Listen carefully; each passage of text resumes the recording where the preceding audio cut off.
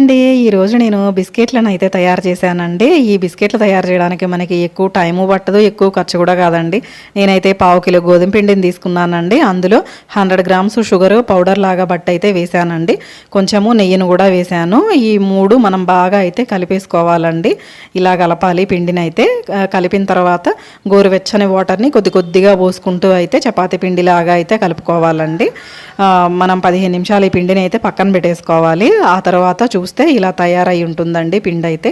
మనకి ఈ బిస్కెట్లు అయితే చక్కగా ఒక పావు కిలో పిండితో చేసుకుంటే 50 వరకు అయితే అవుతాయండి. ఇలా చపాతీని అయితే ఫోల్డ్ చేసుకుంటూ లేయర్ల లాగా చేసుకోవాలి.